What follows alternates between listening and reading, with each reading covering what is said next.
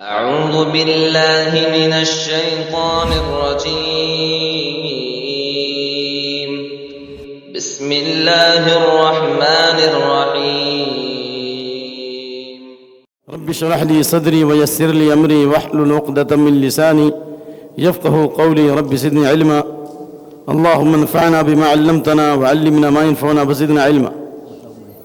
نماز میں سترے کا کیا حکم ہے، اور اگر کوئی نمازی کے آگے سے گزرنا چاہے تو اس کا کیا حکم ہے؟ اس سوال پر میرا سوال ہے کہ سترہ کہتے کس کو ہیں؟ سترہ کس کو کہتے ہیں؟ سترہ آڑ کو کہتے ہیں. کس کو کہتے ہیں؟ آڑ. یعنی جب نمازی نماز پڑھے تو اس کے سامنے کوئی آڑ ہو، چاہے کوئی بیٹھنے والا ہو یا دیوار کو بھی سترہ بنا سکتے ہیں، یا کوئی پتھر ہو اونچا تو اس کو بھی سترہ بنا سکتے ہیں، یا کوئی بیٹھا ہوا آدمی اس کو بھی سترہ بنا سکتے ہیں، کوئی سویا ہوا ہے اس کو بھی سترہ بنا سکتے ہیں. لیکن سترے کا حکم کیا ہے؟ جمہور کے نزدیک سنت مؤکدہ ہے. لیکن حدیث کا جو منطوق ہے، حدیث کا منطوق سمجھتے ہیں نا، حدیث کا جو نص ہے اس کی روشنی میں سترہ واجب نظر آتا ہے. اللہ زیادہ جانتا ہے. دلائل کی روشنی میں سترہ واجب ہے، لیکن جمہور کے نزدیک کیا ہے؟ سنت مؤکدہ، یعنی گناہ نہیں ہوگا. لیکن دلیل اس بات کی تائید کرتی ہے کہ سترہ واجب ہے. اگر کوئی جان بوجھ کے سترہ نہیں رکھتا ہے تو گناہ گار ہے، اور نمازی کے سامنے سے گزرنے والا گناہ گار ہے. حدیث اس طرح ہے، ابو داؤد کی حدیث، اذا صلی احدکم فلیصلی الی سترہ ولیدن منہا. جب تم میں سے کوئی نماز پڑھے تو اسے چاہیے کہ اپنے سامنے کوئی آڑ رکھے اور اس سے قریب ہو. آڑ سے مراد جو حدیث کے مطابق ہے مثل موخرۃ الرحل، کجاوے کے آخری حصے کے معنی. جب تم میں سے کوئی آدمی نماز پڑھے فلیجعل تلقاء وجہی شیئا، فلیجعل تلقاء وجہی موخرۃ الرحل. کجاوے کا، کجاوہ دیکھیں اونٹ کا جو سیٹ ہوتا ہے وہ کتنا بڑا ہوتا ہے؟ ایک ہاتھ کا ہوتا ہے. عطا نے کہا کہ جو سترہ ہوگا اس کی مقدار کتنی ہوگی؟ کتنی ہوگی بھائی؟ ایک گز. موخرۃ الرحل، کجاوے کا جو آخری حصہ ہوتا ہے اس کی لمبائی کتنی ہوتی ہے؟ ایک ہاتھ. گویا کہ سترہ جو سامنے رکھا جائے اس کی مقدار کتنی ہو؟ ایک ہاتھ ہو. اور اس کے ولا ید احد یمر بین یدیہ، سامنے سے گزرنے والے کو نہ چھوڑے، پکڑے اس کو. اگر سترے کے اس پار سے گزرتا ہے تو نو پرابلم، لیکن سترے کے بیچ سے گزرتا ہے تو اس کو پکڑے. فإن معه القرین، کیونکہ اس کے اوپر شیطان ہے یا وہ خود شیطان ہے.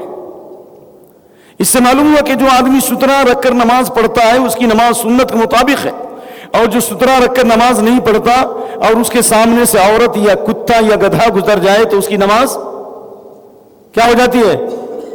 کٹ جاتی ہے. جمہور کے یہاں ناقص ہوتی ہے، ظاہریہ کہتے نماز ہی نہیں ہوتی. واضح؟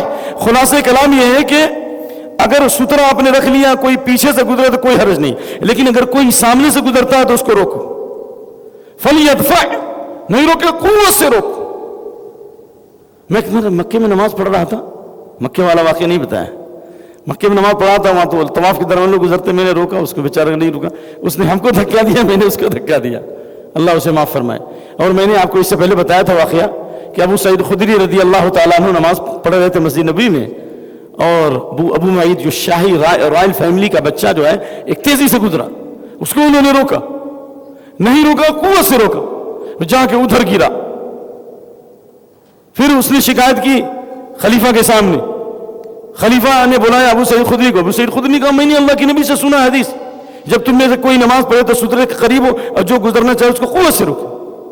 تو الحمدللہ اللہ قبول فرما لے اور معاف فرما دے ہمیں، آپ کو بھی. مجھے اس حدیث پہ اسی طرح عمل کرنے کا موقع ملا جس طرح ابو سعید خدری کو موقع ملا. میں اسی طرح پرانا جو حرم مسجد نبی کا پرانا جو نبی صلی اللہ علیہ وسلم کے زمانے میں جو مسجد نبی بنی تھی، توسیع والی بات کی بات، جو نبی کے زمانے میں جو مسجد تھی ہے نا آگے، وہی اسی طرح نماز پڑھا تھا مغرب کی.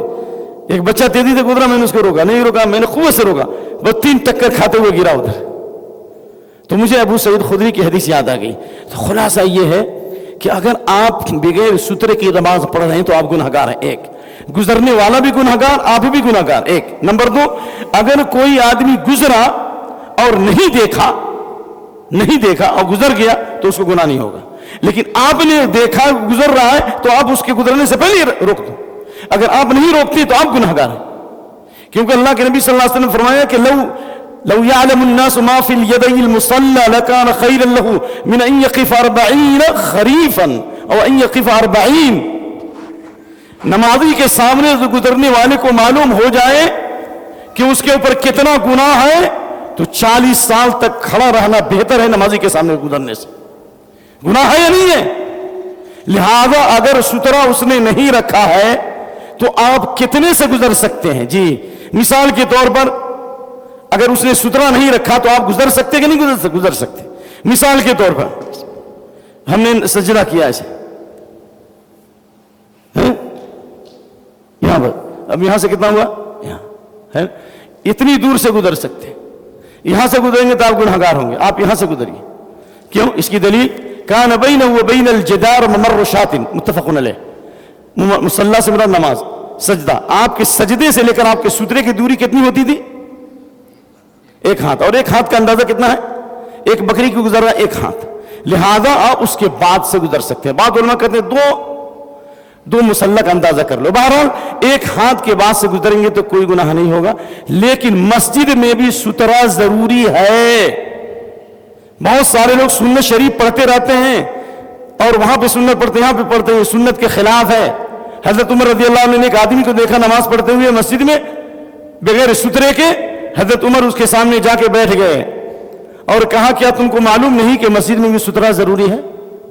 اور حضرت عمر جب مسجد میں نماز پڑھتے تو کہتے تھے وَلَّنِي ظَهْرَكَ، اپنی پیٹھ کو میری طرف کر دو. صحابہ کرام مغرب سے پہلے کی سنت پڑھتے تھے نا؟ پڑھتے تھے کہ نہیں پڑھتے تھے؟ کس طرح پڑھتے تھے؟ جی ارے ابن الحمام نے پڑھا. ہمارے یہاں کے بہت سارے علماء حناف نے اس سنت کو زندہ کیا ہے. مغرب سے پہلے کی سنت حنفی علماء نے زندہ کیا ہے. حنفی علماء نے، اللہ ان کو ان کی مغفرت فرمائے، گزر گئے ماشاءاللہ. تو کہنا یہ ہے کہ صحابہ کرام مغرب کی نماز سے پہلے جو 2 رکعت سنت پڑھتے تھے بہت جلدی پڑھتے تھے، تیزی میں پڑھتے تھے. اس کے باوجود بھی اذان جب ہو جاتی تھی ستروں کی طرف دوڑتے تھے. یبتدرون السواری وهم كذلك يصلون ركعتين قبل المغرب. مغرب سے پہلے کی 2 رکعت سنت پڑھنے کے لیے وہ بھی سترہ استعمال کرتے تھے، جبکہ اس وقت ٹائم کم رہتا تھا اور نماز ہلکی پڑھتے تھے. تو مغرب کی 2 رکعت سنت پڑھنے کے لیے جب سترہ مسجد میں صحابہ اختیار کر رہے ہیں تو عام نمازوں میں ان کو سترے کی ضرورت نہیں ہے. تو اللہ ہم سب کو توفیق عطا فرمائے.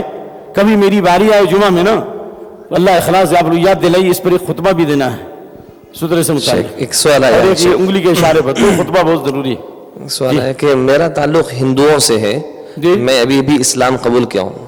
ایک آدمی نے سوال کیا ہے کہ میں ہندو سے تعلق رکھتا تھا. ہاں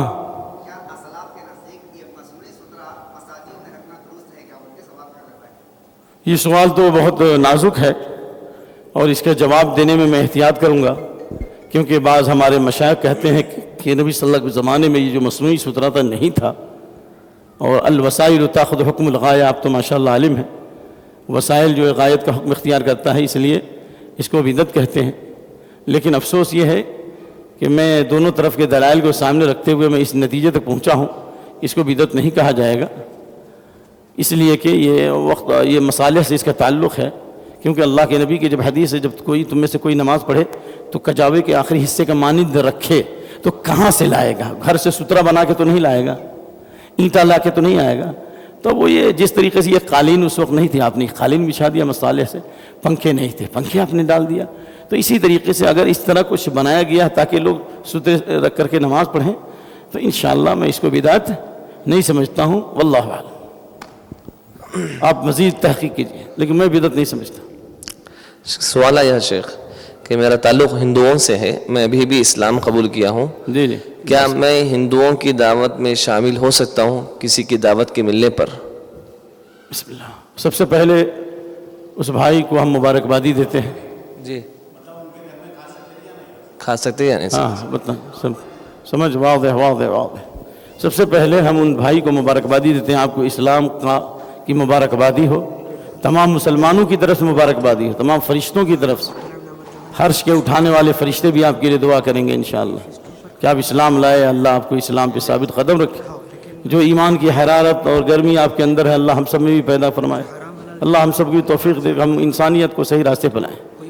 اب رہا کہ آپ کو دعوت مل گئی ہے، چاہے آپ کو دعوت ملے یا اولڈ مسلم کو دعوت ملے یا نیو مسلم کو دعوت ملے، اولڈ از گولڈ.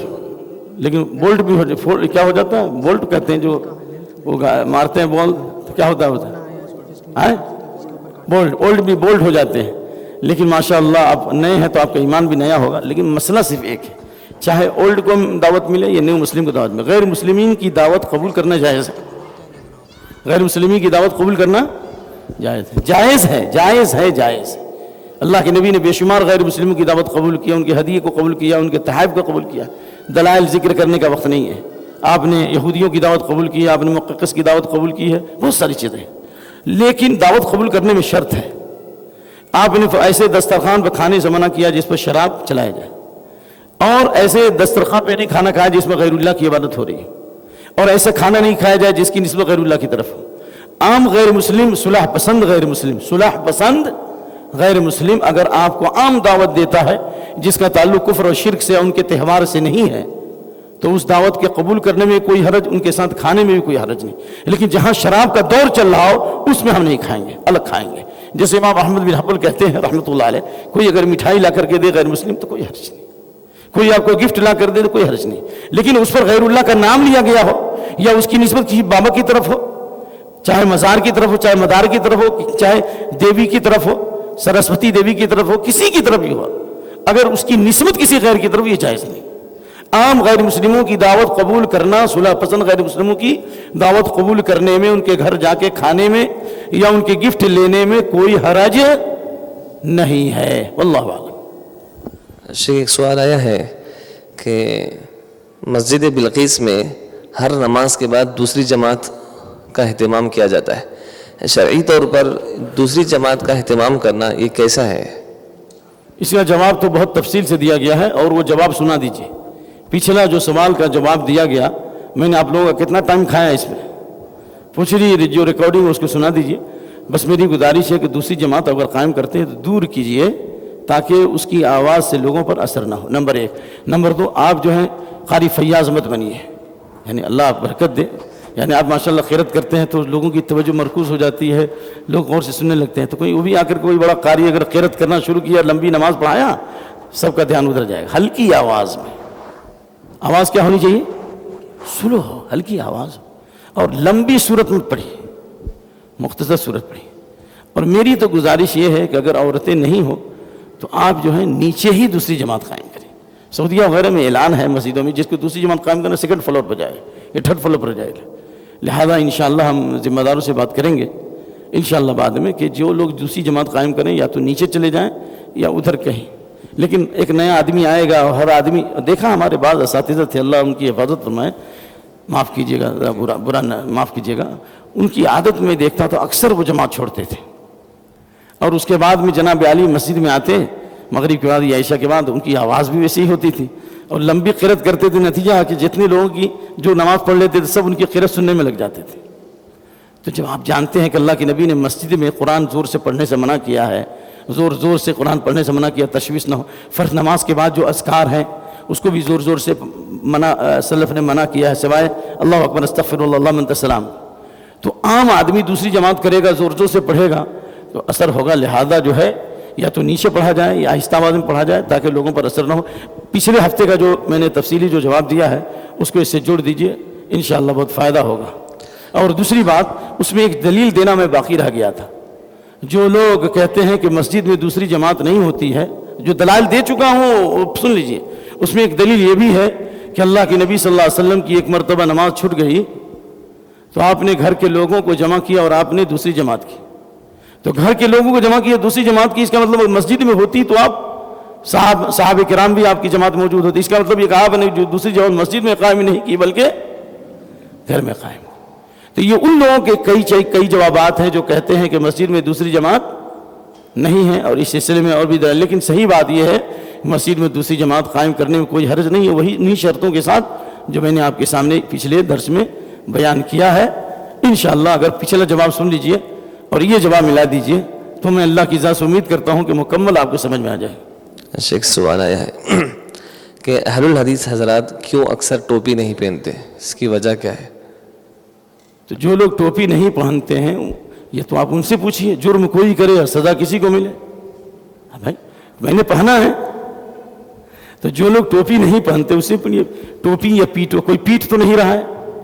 تو اس لیے میری گزارش یہ ہے کہ جو لوگ ٹوپی نہیں پہنتے ہیں وہ کم سے کم سر ڈھانک کے نماز پڑھیں، کیونکہ اللہ نے فرمایا یا بنی آدم خذوا زینتکم عند کل مسجد.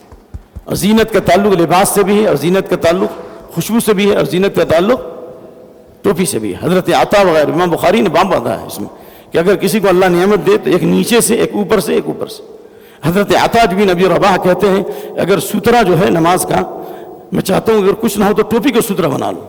تو اس کا مطلب ٹوپی پہننا بدعت نہیں ہے. مسلم شریف کی حدیث میں کہ اللہ کے نبی نے جب جہاد کی فضیلت بیان کی تو آپ کی ٹوپی یا کسی صحابی کی ٹوپی گر گئی. اس کا مطلب ٹوپی پہننا بدعت نہیں ہے. حالت احرام میں اللہ کے نبی نے کہا لا تلبسوا القلانس والبرانس، حالت احرام میں ٹوپی مت پہنو، برنس مت پہنو. کیوں؟ اس لیے کہ سر کھول کے رکھنا ہے. تو اگر ٹوپی پہننا بدعت ہوتا تو عام حالتوں میں ٹوپی کا ذکر آیا کیوں؟ انڈرسٹینڈ؟ عبداللہ بن عمر رضی اللہ عنہ کے سامنے نافع نے جو نماز پڑھی حاصر الراس، سر کھول کے نماز پڑھی. تو امام ابن تیمیہ نے اس واقعے کا ذکر کیا حجاب المرء ولباسہ فی الصلاۃ. عبداللہ بن عمر نے کہا سر ڈھانک لو. تو ان کے غلام نافع نے کہا سر ڈھانکنا ضروری تو نہیں ہے. کہا ضروری نہیں ہے، لیکن جب تم کسی آدمی سے ملنے جاتے ہو تو اچھے لباس میں جاتے ہو، تم اللہ کے سامنے جا رہے ہو تو تم کو سر ڈھانک کے پڑھنا چاہیے نا. اور عبداللہ بن عمر نے اس حدیث سے استدلال کیا فاللہ احق من یتجمل له، اللہ اس بات کا زیادہ مستحق ہے کہ اس کے لیے خوبصورتی اختیار کی جائے. Number 1، number 2، number 3، number 4، number 5، number 6 جتنے لوگ ہیں میں آپ سے گزارش کر رہا ہوں کہ نمبر 2 بنیں گے یا نمبر 1 بنیں گے. اگر نمبر 1 بننا ہے تو ٹوپی یا سر ڈھانک کے نماز پڑھیے. اور کبھی کبھار چھوٹ جائے یا ٹوپی کی وجہ سے آپ جماعت نہ چھوڑیں، کبھی کبھی ٹوپی کے بغیر بھی نماز پڑھیے تاکہ لوگوں کو پتہ چلے کہ ٹوپی پہننا نماز کے لیے ضروری نہیں ہے. حضرت جابر بن عبداللہ نے ایک مرتبہ ایک ہی کپڑے میں نماز پڑھی اور ایسے باندھ کر کے. میں ذرا کر کے بتاتا ہوں، یہ کھولا ہوا ہے نا حدیث بخاری کی، یہ دیکھ لیجیے تاکہ معلوم ہو جائے نا، کبھی کبھی دکھلانا پڑتا ہے. حضرت بخاری کا صلی جابر ایسے یہاں سے ایسے باندھا، کپڑا کیسے باندھا؟ ایسے ایسے باندھا، نیچے سے یہاں سے گانٹ کیا اور نیچے لٹکا ہوا. ایک ہی کپڑا ہے. کیا ہے؟ ایک ہی کپڑا ہے. حضرت جابر نے، محمد بن کثیر بیان کرتے ہیں، حضرت جابر نے ایک کپڑا لیا، دیکھ رہے ہیں آپ لوگ؟ نہیں دیکھ رہے ہیں؟ نیچے ایسے ڈالا، ایک ہی کپڑے میں نماز پڑھی. اور وثیابہ کیا ہے؟ مشجونۃ، دیکھیں حدیث بھول رہے ہیں. وثیابہ مشجون، یہ ان کا کپڑا کھونٹی میں لٹکا تھا، دوسرا کپڑا. تو کہا آپ نے ایک کپڑے میں کیوں نماز پڑھی؟ 2 کپڑا ہوتے ہوئے ایک میں کیوں پڑھی؟ کہا تم جیسے بیوقوفوں کو بتانے کے لیے کہ ایک کپڑے میں بھی نماز ہو جاتی. اللہ کے نبی سے پوچھا گیا ایک کپڑے میں نماز پڑھے؟ تو کہا ایک کپڑے میں پڑھے لیکن موٹا ڈھکا ہونا ضروری ہے. ان کا واسعا فلتحب بھی، اگر کشادہ کپڑا ہو تو ادھر کا ادھر پھینک لو، ادھر کا ادھر پھینک. وہ ان کا ضیقا فاتزر بھی، اور اگر تنگ کپڑا ہو تو اس میں کانٹا لگا دو. تو کہا کہ 2 کپڑے میں نماز پڑھے تو آپ نے فرمایا ولکل ثوبان، 2 کپڑا ہے ہی نہیں کسی کے پاس.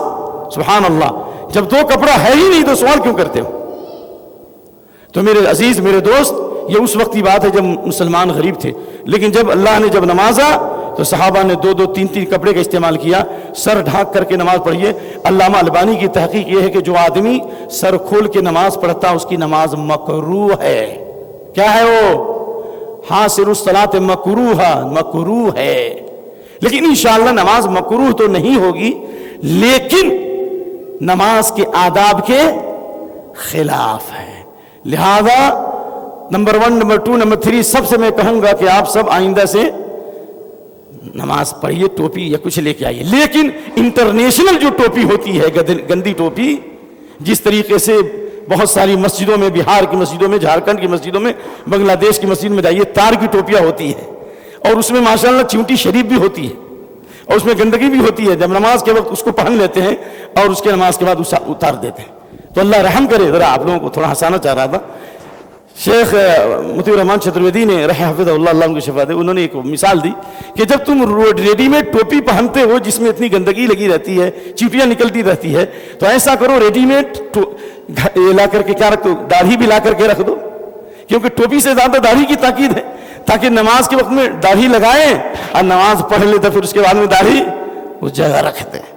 تو جب داڑھی کی اتنی تاکید ہے تو اس پر اتنی محنت نہیں ہے جس کے بارے میں حدیث ہے کہ مشرکین کی مخالفت کرو، انبیاء کی سنت ہے یہ، تو تم ٹوپی پر ہی ساری محنت کیوں کر رہے ہو؟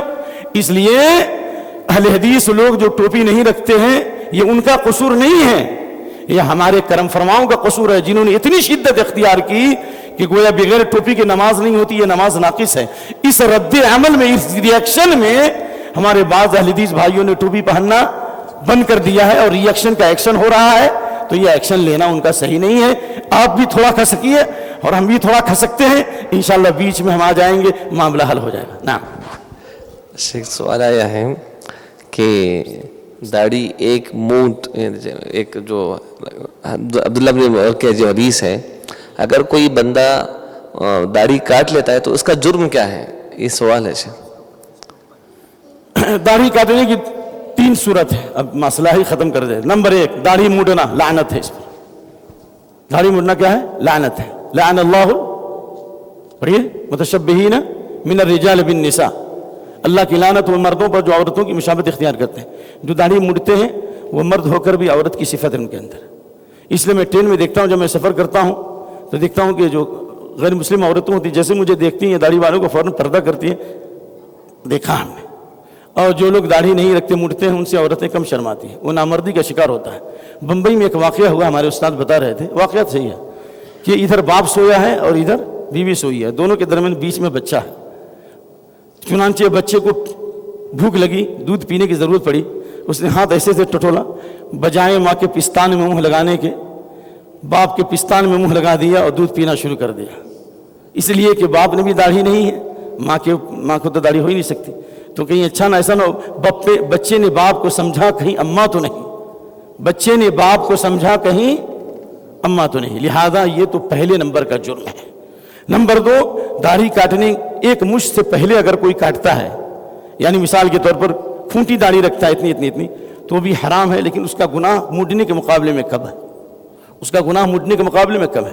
نمبر 2، نمبر 3، ایک مشت کے بعد داڑھی کاٹتا ہے، جیسے اب یہاں ہو گیا نا، اس کے نیچے کاٹا، تو اس سلسلے میں علماء اہل حدیث کے درمیان تھوڑا نظریاتی اختلاف ہے۔ ہندوستان کے جتنے قدیم علماء اہل حدیث رہے ہیں اور سلف سے لے کر خلف تک، اور اس سلسلے میں داڑھی سے متعلق جو ہے وہ بہت بہترین عالم ہے نا بمبئی کے، نہیں وہ تو ہیں حدیث کے عالم ہے ماشاءاللہ، اللہ ایک اور آدمی ہے، ارے جو داڑھی پر کتاب لکھے ہیں، جمعیت کے بہترین داعی ہیں، بھینس کی قربانی سے متعلق کتاب لکھی ہے، کیا نام ہے شیخ کا؟ عنایت اللہ صاحب، داڑھی کے بہت بہترین کتاب، ایسی کتاب میں نے نہ عربی میں پڑھی نہ اردو میں، بڑی محنت سے لکھا ہے۔ انہوں نے ثابت کیا ہے شروع سے لے کر اخیر تک سلف کی جماعت کہ سب نے لمبی لمبی داڑیاں رکھی ہیں۔ ہندوستان کے قدیم علماء اہل حدیث کا مسلک یہی تھا، کبار علماء کا یہی مسلک ہے، ابن باز کا یہی مسلک، ابن عثیمین کا، سب کا ہی موقع۔ صرف علامہ البانی اختلاف کرتے ہیں رحمۃ اللہ علیہ، کہتے ہیں ایک مشت کے بعد داڑھی کاٹنا واجب ہے، اور جو ایک مشت سے زیادہ داڑھی رکھتا ہے گویا کوئی اسوال ہے، حرام ہے، بدعت ہے۔ یہ قول ضعیف ہے اور یہ قول مردود ہے علامہ البانی کا، جو علم ہم نے ان سے حاصل کیا اسی کی روشنی میں ان کا یہ قول مردود ہے۔ کیوں؟ اس لیے کہ اللہ کے نبی نے داڑھی بڑھانے کا حکم دیا اور مونچھ کاٹنے کا حکم دیا، اور داڑھی کتنا بڑھایا جائے اس بارے میں کوئی حد نہیں ہے۔ 5 الفاظ آئے ہیں مسلم شریف بخاری میں، اعفا، ایک ایفا، ارخا، ایفا، تو ایک منٹ، اعفا داڑھی کو معاف کر دو، ایفا پورا رکھو، توفیر خوب بڑھاؤ، ارخا اور کیا ہے ایفا، توفیر، 5 الفاظ ہیں۔ امام نبی رحمۃ اللہ علیہ نے کہا اجمع العلماء على ان معناها كلها ترك على حالها، علماء کا اس بات پر اجماع ہے کہ داڑھی کو اس کی حالت پہ چھوڑ دیا جائے۔ عفو کا معنی معاف کرنا، معاف کا معنی چھوڑ دینا، آپ کسی کو معاف بھی کریں اور تماشا بھی مار دیں تو نہیں، معاف کرنا نہیں، تو اس کا مطلب داڑھی کو اس کی حالت پہ چھوڑ دینا ہے۔ ایک طرف آپ نے داڑھی کو معاف کرنے کا حکم دیا، دوسری طرف مونچھ کاٹنے کا حکم دیا، تو اگر آپ داڑھی بھی کاٹیں اور مونچھ بھی کاٹیں تو حدیث کے منطوق پر، نص پر صحیح عمل نہیں ہوگا۔ اس لیے حضرت عمر کے بارے میں آتے اتنی لمبی داڑھی تھی، حضرت عثمان کے بارے میں لمبی داڑھی تھی، حضرت ابو بکر صدیق کے بارے میں لمبی داڑھی تھی، حضرت علی کے بارے میں آتے لمبی داڑھی تھی، اور حدیث ہے کہ اللہ کے نبی کی داڑھی اتنی لمبی تھی کہ سینے تک ہوتی تھی، اور بخاری مسلم کی حدیث ہے ما كنا نعرف قراءة رسول اللہ صلی اللہ علیہ وسلم الا باستراب لحیته، نبی صلی اللہ علیہ وسلم جب ظہر اور عصر کی نماز پڑھاتے تھے آپ کی داڑھی اتنی لمبی ہوتی تھی کہ آپ کے قرآن جب پڑھتے تھے تو پیچھے سے نظر آتی تھی، ہلتی تھی داڑھی، تو چھٹی داڑھی تو نظر نہیں آئے گی. اور یہ جو حدیث ہے کہ اللہ کے نبی ایک مشت کے بعد داڑھی کاٹتے تھے، یہ حدیث منکر ہے. خود علامہ البانی کہتے ہیں منکر ہے، کیونکہ عمر بن ہارون منکر الحدیث ہے. تو خلاصہ کلام یہ کہ داڑھی کو اس کی حالت میں چھوڑنا افضل ہے اور یہ حق اور ثواب ہے. لیکن کوئی ایک مشت کے بعد کاٹتا ہے تو انشاءاللہ وہ فاسق اور فاجر نہیں ہوگا، کیونکہ علامہ البانی 10 صحابہ کے آثار لائے ہیں، حضرت جابر کے، حضرت حسن کے، حضرت ابو ہریرہ کے اور بھی صحابہ کے، کہ وہ ایک مشت کے بعد داڑھی کاٹتے تھے. تو انشاءاللہ العزیز اگر ایک مشت کے بعد کاٹتا ہے تو کوئی حرج نہیں ہے. لیکن اکثر صحابہ کے آثار ہیں کہ وہ کاٹتے تھے حج اور عمرے کے موقع پر، لیکن عام حالات میں نہیں کاٹتے تھے. جہاں تک ممکن ہو کوشش کیجئے کہ داڑھی کو معاف کر دیجئے، اور اگر کاٹنا ضروری بھی ہو کہیں پر تو ایک مشت کے بعد کاٹئے، انشاءاللہ آپ فاسق نہیں ہوں گے انشاءاللہ. جی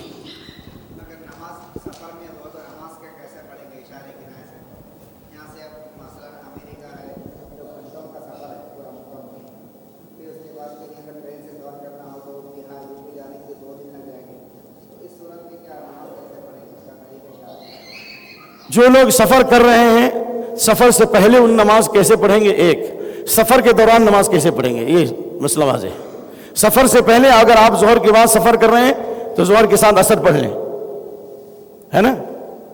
اور اس کو صحیح کرو، ظہر کے بعد نماز اگر سفر کر رہے ہیں تو ظہر کے ساتھ عصر پڑھ لیں. ظہر بھی 4 اور عصر بھی 4 پڑھ لیں. ابن عثیمین کہتے ہیں 2 سے بھی چلے گا، لیکن نہیں، ظہر بھی 4 اور عصر بھی 4. ٹھیک ہے، سن لیجیے. اس میں اگر ظہر کے بعد سفر کر رہے ہیں تو ظہر کے ساتھ عصر پڑھ لیں، ظہر بھی 4 اور عصر بھی 4. مغرب کے بعد اب سفر کر رہے ہیں تو مغرب اور عشاء دونوں پڑھ لیں، مغرب 3 اور عشاء 4 پڑھیں. ٹھیک ہے، لیکن ظہر سے پہلے اگر سفر کر رہے ہیں تو آپ ظہر کو مؤخر کر دیں. جب عصر کا اول وقت آ جائے تو ظہر بھی 2 رکعت اور عصر بھی 2 رکعت. مغرب سے پہلے سفر کریں تو عشاء کا انتظار کریں، جب عشاء کا وقت آ جائے تو مغرب 3 اور عشاء 2 پڑھیں. اور اس سلسلے میں حدیث ہے، کان النبی صلی اللہ علیہ وسلم ادھر تحالا. حدیث بیان کرنے کا وقت نہیں ہے تو کچھ کہیں جانا ہے، کافی ہے نا. دلیل بیان کرنا ضروری نہیں نا بھائی، دلیل بیان کرنے کی ضرورت نہیں، بعد میں چلے گا نا. چلیے، عبداللہ بن عمر رضی اللہ تعالیٰ عنہ، کہ لمبا ہو جائے گا. عبداللہ بن عمر رضی اللہ عنہ کو مکے میں معلوم ہوا کہ ان کی بیوی بہت سخت بیمار ہے. یہ میں نے پڑھایا بچوں کو ترمذی میں. تو وہ مغرب سے پہلے چلے اور سورج غروب ہو رہا تھا، مغرب کی نماز کا وقت ہو گیا، لیکن انہوں نے مغرب نہیں پڑھی. اس فان میں جا کر کے انہوں نے مغرب بھی پڑھی اور عشاء بھی پڑھی. تو خلاصہ یہ ہے کہ 2 نمازوں کو جمع کرنے کا حکم سفر سے پہلے بھی اور سفر میں بھی ہے. نمبر 2، سفر کے دوران 2 نمازوں کو جمع کرنے کی 2 صورت ہے. یاد رکھیے، بہت اہم بات بتا رہا ہوں. اگر آپ اطمینان کے ساتھ کہیں پر ریسٹورنٹ میں ٹھہرے ہیں یا مسجد بلقیس کے آپ مہمان بنے ہوئے ہیں اور آپ 1 دن کے لیے 2 دن کے لیے تشریف لائے ہیں اور یہاں نماز وقت پہ ہوتی ہے، تو آپ کے لیے ضروری ہے کہ ہر نماز کو اس کے وقت پر پڑھیں. 2 نمازوں کا جمع کرنا آپ کے لیے درست نہیں ہے. لیکن آپ ایسے حالات میں ہیں، سفر میں مشغولیت ہے، کاروبار میں مشغول ہے، بہت مصروفیت ہے، تو ان حالات میں سفر کے دوران ظہر کے ساتھ عصر پڑھ لیں یا عصر کے ساتھ ظہر پڑھ لیں، یا مغرب کے ساتھ عشاء پڑھ لیں یا عشاء کے ساتھ مغرب پڑھ لیں. جمع تقدیم یا جمع تاخیر دونوں جائز ہیں، کیونکہ اللہ کے نبی نے غزوہ تبوک میں 2 نمازوں کو جمع کیا، کیونکہ جن کی حالات تھے. ظہر کو عصر کے ساتھ یا عصر کے ساتھ ظہر، مغرب کے ساتھ عشاء یا عشاء کے ساتھ، یا آپ نے مدینے میں 1 مرتبہ جمع کیا ظہر اور عصر کو، مغرب اور عشاء کو. اور حضرت عبداللہ بن عباس نے فرمایا، حضرت معاذ بن جبل نے فرمایا کہ آپ نے 2 نمازوں کو جو جمع کیا ہے اس کی علت کیا ہے؟ لِأَلَّا يُحْرِجَ أُمَّتَهُ، تاکہ امت سے آپ پریشانی کو دور کر دیں. جہاں شرعی ضرورت ہوگی وہاں پر 2 نمازوں کو جمع کیا جائے گا. جہاں شرعی ضرورت نہیں ہے ہر نماز کو اس کے وقت پہ پڑھا جائے، چاہے سفر میں ہو یا حضر میں. مثال کے طور ایک مریض ہے، ہر نماز پڑھنے میں دقت ہو رہی ہے تو اس کو 2 نمازوں کو جمع کرایا جائے. ایک عورت جس کو استحاضہ ہے، حیض نہیں، حیض کا مسئلہ آپ کو جو معلوم ہے، حیض کا مسئلہ معلوم ہے نا. چلیے، لیکن استحاضہ ہے جو اضافی خون آتا ہے، شیطان کی طرف سے خون آتا ہے، یعنی عام طور سے کبھی خون آیا بند ہو گیا، لگاتار خون آتا ہے. جو مستحاضہ عورت ہے اس کے لیے بھی ہے کہ وہ ہر 2 نمازوں کے درمیان یا تو ہر نماز کے لیے وضو کرے، یا نہیں تو ہر 2 نمازوں کو ظہر کے ساتھ عصر پڑھ لے اور مغرب کے ساتھ عشاء پڑھ لے اور دونوں کے بیچ میں غسل کر لے. ایسے بھی آثار ملتے ہیں. یعنی جہاں شرعی ضرورت ہوگی وہاں 2 نمازوں کو جمع کیا جائے گا، چاہے سفر میں ہو یا حضر میں. عام حالات میں بغیر عذر کے 2 نمازوں کا جمع کرنا یہ سنت کے خلاف ہے. جیسے کہتے ہیں ہمارے بہار میں کہ میڈک پیشاب کرتا ہے تو وہاں سیلاب آ جاتا ہے، دربھنگا وغیرہ میں. ویسے ہی ہلکی بارش ہوتی ہے تو لوگ 2 نمازوں کو جمع کر دیں. نہیں، جہاں بارش ہو، ٹھنڈی ہو، راستے کیچڑ آلود ہو، مسلسل بارش ہو رہی ہو، لوگوں کے بھیگنے کا خوف ہو، ایسی حالت میں 2 نمازوں کو جمع کر دیا جائے، کوئی حرج نہیں ہے. لیکن تھوڑی تھوڑی بات پر 2 نمازوں کو جمع کر لیتے ہیں، یہ عذر لنگ ہے اور اللہ تعالیٰ ایسے عذر کو قبول نہیں کرتا. اللہ ہم کو ہدایت دے. نعم، اسی پر اکتفا کرتے ہیں. ایک منٹ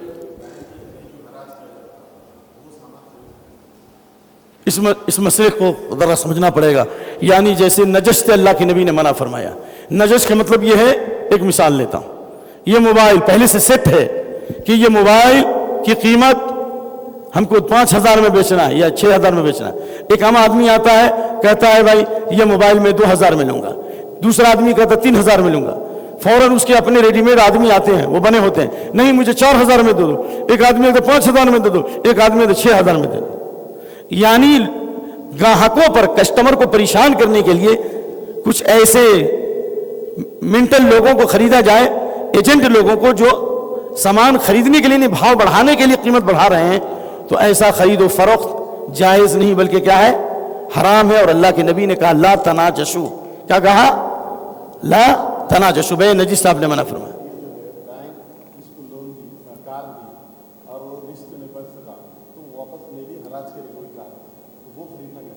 ہاں، بینک نے اگر کسی کو کار دیا اور وہ نہیں خرید سکا اور بینک اس کو بیچ رہا ہے اور بینک اس کا مالک ہے، بینک اس کا کیا مالک ہے اور وہ بیچ رہا ہے تو اس کے خریدنے میں کوئی حرج نہیں ہے. اس کی مثال ویسی ہی ہے جیسا کہ اللہ کے نبی صلی اللہ علیہ وسلم نے یہودیوں سے خرید و فروخت کیا، یہودیوں سے معاملہ کیا. اس کی مثال ویسی ہے جیسے ہم ایک غیر مسلم کی دکان میں گئے، ہم نے پیسہ دیا اور سامان خریدا، نو پرابلم.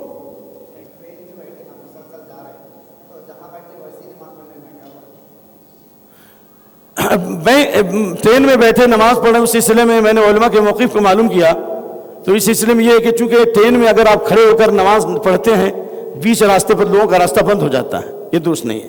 لیکن اگر وہ 2 سیٹ کے بیچ میں، کمپارٹمنٹ کے بیچ میں کھڑے ہونے کی جگہ ہے، اگر وہاں پر کھڑے ہو کر نماز پڑھنا ممکن ہے تو زیادہ بہتر ہے. اور وہاں بھی اگر آپ دیکھ رہے ہیں کہ ادھر عورت ہے ادھر بچے ہیں، شک و شبہ ہے، تو سیٹھی پہ بیٹھ کر کے اگر نماز پڑھ لیں تو انشاءاللہ کوئی حرج نہیں. کیوں؟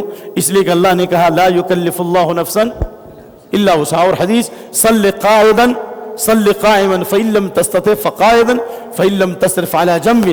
کھڑے ہو کر نماز پڑھو، اور کھڑے ہو کر ممکن نہ تو بیٹھ کے پڑھو، بیٹھ کے نہیں تو پہلو کے بل پڑھو. لہذا سفر کی حالت میں ٹرین میں کھڑا ہونا مشکل ہے، سیٹ پہ بیٹھنا مشکل ہے، کھڑا ہونا، اس لیے بیٹھ کر سیٹ پر بھی نماز پڑھ لینے میں کوئی حرج نہیں ہے. واللہ اعلم. شیخ آخری سوال، اس کے بعد پروگرام ختم ہو جائے گا، کہ قبرستان میں اگر کوئی شخص جاتا ہے تو کسی کی قبر، اپنے ماں باپ یا وغیرہ وغیرہ جس کی بھی ہو، اس کو چومنا کیسا ہے؟